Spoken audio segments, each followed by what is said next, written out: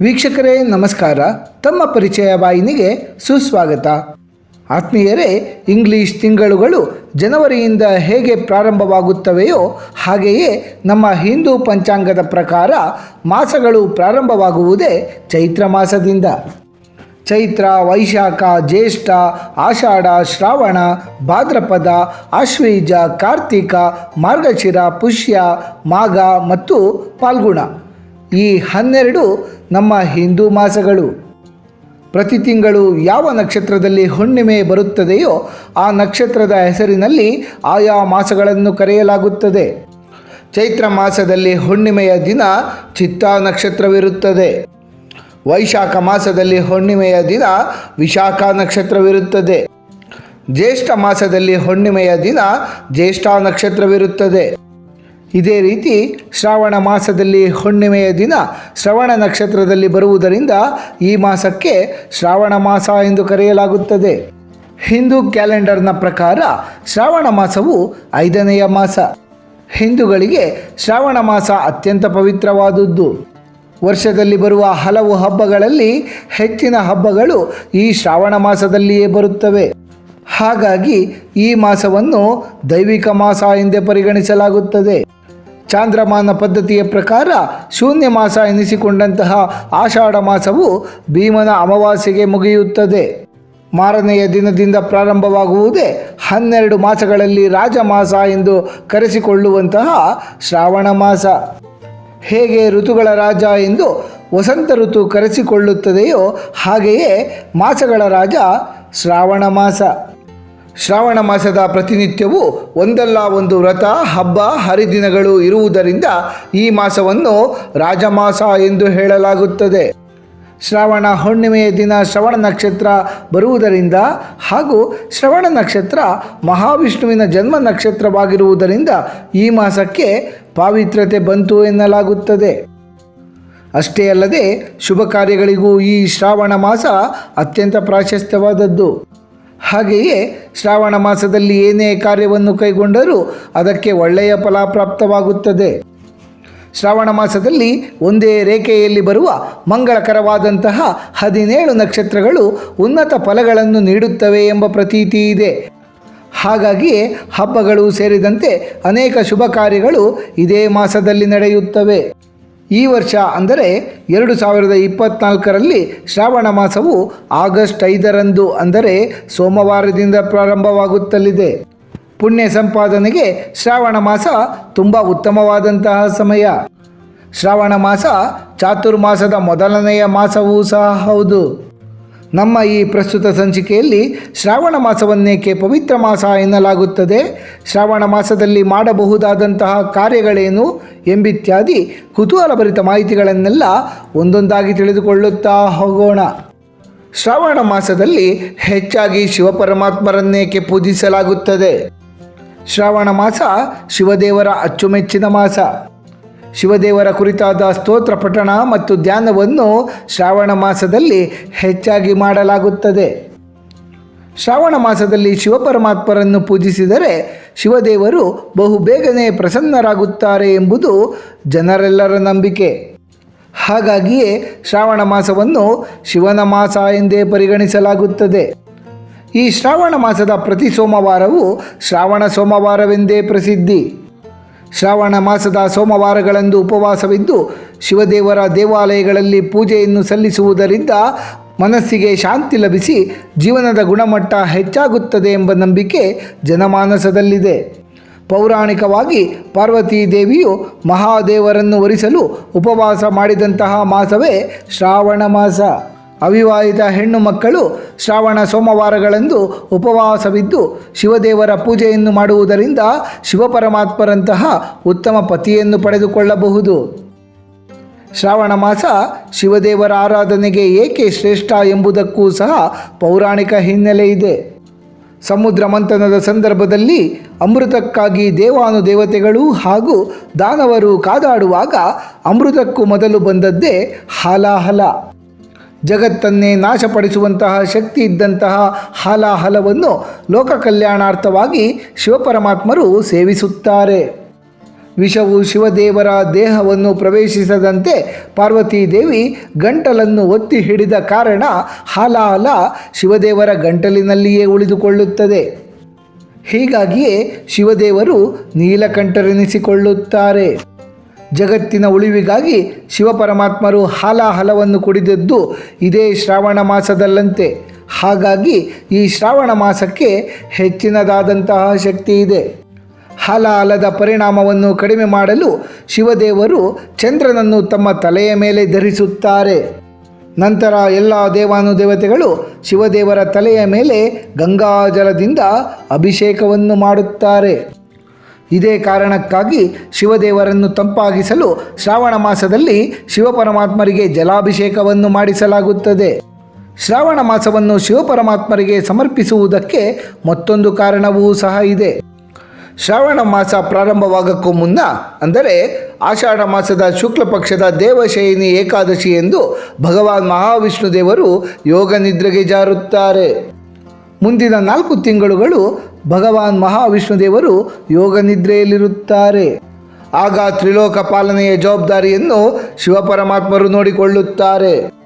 ಹೀಗಾಗಿಯೇ ಶ್ರಾವಣ ಮಾಸದಲ್ಲಿ ಶಿವಪರಮಾತ್ಮರು ತಮ್ಮೆಲ್ಲ ಸಮಯವನ್ನು ಲೋಕ ಕಲ್ಯಾಣಕ್ಕಾಗಿ ಮೀಸಲಿಟ್ಟಿರುತ್ತಾರೆ.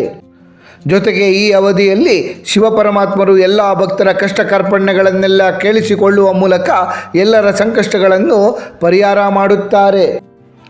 ಈ ವರ್ಷ ಶ್ರಾವಣ ಮಾಸವು ಶಿವಪರಮಾತ್ಮರ ವಾರವಾದಂತಹ ಸೋಮವಾರದಿಂದ ಆರಂಭವಾಗುತ್ತಿರುವುದರಿಂದಲೇ ಶ್ರಾವಣ ಮಾಸದ ಮಹತ್ವ ಇನ್ನೂ ಹೆಚ್ಚಾಗಿದೆ. ಶ್ರಾವಣ ಮಾಸದಲ್ಲಿ ಶಿವಪರಮಾತ್ಮರಿಗೆ ಹಾಲಿನಿಂದ ಅಭಿಷೇಕವನ್ನು ಮಾಡಿಸಿದರೆ ಪುಣ್ಯ ಪ್ರಾಪ್ತವಾಗುತ್ತದೆ. ನವಗ್ರಹಗಳ ದೋಷವೂ ಸಹ ನಿವಾರಣೆಯಾಗುತ್ತದೆ.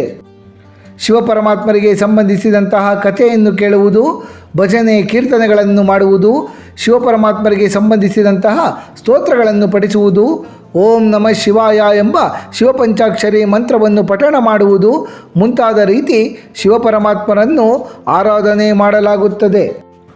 ಶಿವದೇವರ ಆರಾಧನೆ ಮಾತ್ರವಲ್ಲದೆ ಶ್ರಾವಣ ಮಾಸ ಮಹಾವಿಷ್ಣು ದೇವರಿಗೂ ಸಹ ಬಹಳ ಪ್ರಿಯವಾದದ್ದು. ಮಹಾವಿಷ್ಣು ದೇವರ ಜನ್ಮ ನಕ್ಷತ್ರವಾದ ಶ್ರವಣ ನಕ್ಷತ್ರದಿಂದ ಕರೆಯಲ್ಪಡುವ ಈ ಶ್ರಾವಣ ಮಾಸ ಮಹಾವಿಷ್ಣುವಿನ ಆರಾಧನೆಗೂ ಸಹ ಬಹಳ ಮಂಗಳಕರವಾದದ್ದು.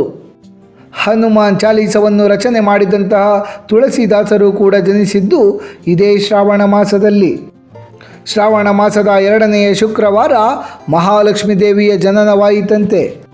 ಪ್ರಭು ಶ್ರೀಕೃಷ್ಣ ಪರಮಾತ್ಮರು ಜನಿಸಿದ್ದೂ ಸಹ ಶ್ರಾವಣ ಮಾಸದಲ್ಲಿ. ದೇವರೆಂದರೆ ತಿರುಪತಿಯ ತಿಮ್ಮಪ್ಪ, ಗುರುಗಳೆಂದರೆ ಮಂಚಾಲೆಯ ರಾಗಪ್ಪ ಎನ್ನುವ ನಾಣ್ಣುಡಿ ಇದೆ.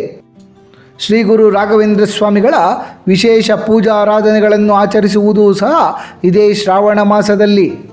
ಶ್ರಾವಣ ಮಾಸದಲ್ಲಿ ಯಾವ ದಿನ ಬಹಳ ಶ್ರೇಷ್ಠ? ನಮಗೆಲ್ಲ ತಿಳಿದಿರುವಂತೆ ಕಾರ್ತಿಕ ಮಾಸದಲ್ಲಿ ಸೋಮವಾರ, ಮಾರ್ಗಶಿರ ಮಾಸದಲ್ಲಿ ಗುರುವಾರ ಹಾಗೂ ಮಾಘ ಮಾಸದಲ್ಲಿ ರವಿವಾರ ಶ್ರೇಷ್ಠವೆನಿಸಿಕೊಳ್ಳುತ್ತವೆ. ಆದರೆ ಶ್ರಾವಣ ಮಾಸದಲ್ಲಿ ಮಾತ್ರ 4 ವಾರಗಳು ಅತ್ಯಂತ ಮಂಗಳಕರ. ಶ್ರಾವಣ ಮಾಸದ ಸೋಮವಾರ, ಮಂಗಳವಾರ, ಶುಕ್ರವಾರ ಹಾಗೂ ಶನಿವಾರಗಳು ಬಹಳ ಮಂಗಳಕರ. ಶ್ರಾವಣ ಮಾಸದ ಸೋಮವಾರಗಳು ಶಿವಪರಮಾತ್ಮರ ಆರಾಧನೆಗೆ ಮೀಸಲಾಗಿವೆ. ಶ್ರಾವಣ ಮಾಸದ ಪ್ರತಿ ಮಂಗಳವಾರಗಳಂದು ಮುತ್ತೈದೆಯರು ಮಂಗಳಗೌರಿ ವ್ರತವನ್ನು ಸಹ ಆಚರಣೆ ಮಾಡುತ್ತಾರೆ. ನಂಬಿಕೆಗಳ ಪ್ರಕಾರ ಸ್ವತಃ ನಾರದ ಮಹರ್ಷಿಗಳೇ ಸತಿ ಸಾವಿತ್ರಿ ದೇವಿಗೆ ಈ ವ್ರತವನ್ನು ಮಾಡಲು ಹೇಳಿಕೊಟ್ಟಿದ್ದರಂತೆ. ಅದರಲ್ಲಿಯೂ ಹೊಸದಾಗಿ ಮದುವೆಯಾದ ಮಹಿಳೆಯರು ಮೊದಲ 5 ವರ್ಷಗಳ ಕಾಲ ತಪ್ಪದೇ ಈ ವ್ರತವನ್ನು ಆಚರಣೆ ಮಾಡಿದರೆ ದಾಂಪತ್ಯ ಜೀವನದಲ್ಲಿ ಎಂದಿಗೂ ಸಹ ಬಿರುಕು ಮೂಡುವುದಿಲ್ಲವಂತೆ. ಶ್ರಾವಣ ಮಾಸದ ಶುಕ್ರವಾರಗಳಂದು ಮಹಿಳೆಯರೆಲ್ಲ ಶುಕ್ರವಾರ ವ್ರತವನ್ನು ಆಚರಿಸುತ್ತಾರೆ.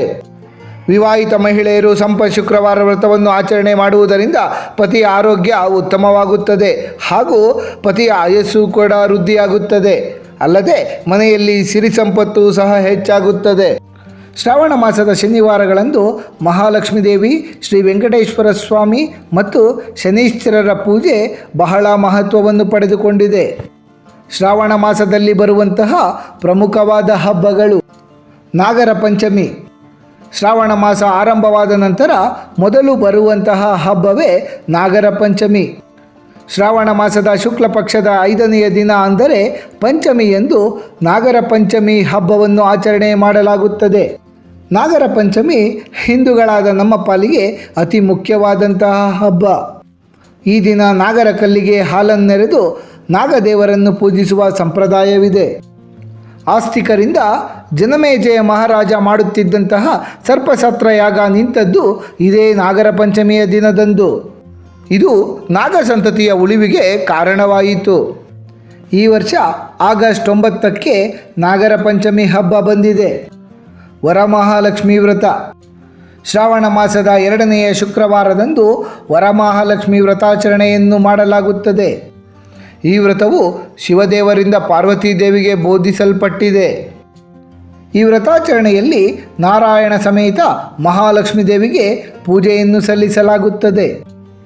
ಈ ವ್ರತವನ್ನು ಆಚರಿಸುವ ಎಲ್ಲ ಮಹಿಳಾ ಮಣಿಯರು ತಮ್ಮ ಪತಿ ಮತ್ತು ಮಕ್ಕಳೊಂದಿಗೆ ಉತ್ತಮ ಹಾಗೂ ಸಮೃದ್ಧ ಜೀವನವನ್ನು ಪಡೆದುಕೊಳ್ಳುತ್ತಾರೆ. ಈ ವರ್ಷದ ಆಗಸ್ಟ್ 16ರಂದು ವರಮಹಾಲಕ್ಷ್ಮಿ ವ್ರತಾಚರಣೆ ಮಾಡಲಾಗುತ್ತಲಿದೆ. ರಕ್ಷಾಬಂಧನ ಶ್ರಾವಣ ಮಾಸದ ಹುಣ್ಣಿಮೆಯಂದು ರಕ್ಷಾಬಂಧನವನ್ನು ಆಚರಿಸಲಾಗುತ್ತದೆ. ಈ ದಿನ ಸಹೋದರಿಯರು ತಮ್ಮ ಸಹೋದರರ ಕೈಗಳಿಗೆ ರಕ್ಷಾಬಂಧನವನ್ನು ಕಟ್ಟಿ ಅವರಿಗೆ ಒಳಿತಾಗಲಿ ಎಂದು ಹಾರೈಸುತ್ತಾರೆ. ಈ ವರ್ಷ ಆಗಸ್ಟ್ 19ರಂದು ರಕ್ಷಾಬಂಧನವನ್ನು ಆಚರಿಸಲಾಗುತ್ತಲಿದೆ. ಶ್ರೀಕೃಷ್ಣ ಜನ್ಮಾಷ್ಟಮಿ ಶ್ರಾವಣ ಮಾಸದ ಕೃಷ್ಣ ಪಕ್ಷದ ಅಷ್ಟಮಿಯಂದು ಮಹಾವಿಷ್ಣು ದೇವರು ಮಾವ ಕಂಸನ ಸಂಹಾರಕ್ಕಾಗಿಯೇ ಶ್ರೀಕೃಷ್ಣ ದೇವರ ಅವತಾರದಲ್ಲಿ ಜನ್ಮ ತಾಳಿದ ದಿನವಾಗಿದೆ. ಈ ದಿನವನ್ನೇ ಶ್ರೀಕೃಷ್ಣ ಜನ್ಮಾಷ್ಟಮಿ ಎಂದು ಆಚರಿಸಲಾಗುತ್ತದೆ. ಈ ವರ್ಷದ ಶ್ರೀಕೃಷ್ಣ ಜನ್ಮಾಷ್ಟಮಿ ಆಗಸ್ಟ್ 26ರಂದು ಬಂದಿದೆ. ಶ್ರೀ ರಾಘವೇಂದ್ರ ಸ್ವಾಮಿಯವರ ಆರಾಧನೆ ಶ್ರಾವಣ ಮಾಸದ ಕೃಷ್ಣ ಪಕ್ಷದ ಬಿದಿಗೆಯ ಪುಣ್ಯ ದಿನದಂದು ಗುರು ಸಾರ್ವಭೌಮರಾದಂತಹ ಶ್ರೀ ರಾಘವೇಂದ್ರ ಸ್ವಾಮಿಗಳ ಆರಾಧನೆ ನಡೆಯುತ್ತದೆ. ಈ ಆರಾಧನೆಯು ರಾಘವೇಂದ್ರ ಸ್ವಾಮಿಗಳ ಮಠಗಳಲ್ಲಿ 3 ದಿನಗಳ ಕಾಲ ಆಚರಣೆಯಾಗುತ್ತದೆ. ರಾಯರು ಬೃಂದಾವನದಲ್ಲಿ ನೆಲೆಸಿದಂತಹ ಪುಣ್ಯ ದಿನ ಮಧ್ಯಮ ಆರಾಧನೆ ಎಂದು ಕರೆಯಲ್ಪಡುತ್ತದೆ. ಈ ವರ್ಷ ಶ್ರೀ ರಾಘವೇಂದ್ರ ಸ್ವಾಮಿಗಳ ಆರಾಧನೆಯು ಆಗಸ್ಟ್ 20, 21 ಹಾಗೂ 22ನೆಯ ತಾರೀಕಿನಂದು ಬಂದಿದೆ. ಈ ಎಲ್ಲ ಶುಭ ದಿನಗಳು ಹಾಗೂ ಹಬ್ಬಗಳನ್ನೊಳಗೊಂಡಂತಹ ಶ್ರಾವಣ ಮಾಸ ಬಹಳ ವಿಶೇಷವಾದದ್ದು. ಹಾಗಾಗಿಯೇ ನಾವೆಲ್ಲರೂ ಈ ಶ್ರಾವಣ ಮಾಸವನ್ನು ಬಹಳ ಸಂತೋಷ ಸಡಗರದಿಂದ ಬರಮಾಡಿಕೊಳ್ಳೋಣ ಎಂದು ಅಪೇಕ್ಷಿಸುತ್ತಾ ಆ ದೇವರ ಕೃಪಾ ಕಟಾಕ್ಷ ನಮ್ಮೆಲ್ಲರ ಮೇಲೆ ಸದಾಕಾಲ ಇರಲಿ ಎಂದು ಕೋರಿಕೊಳ್ಳುತ್ತಾ ಈ ದಿನದ ಸಂಚಿಕೆಯನ್ನು ಮುಗಿಸುತ್ತಲಿದ್ದೇವೆ.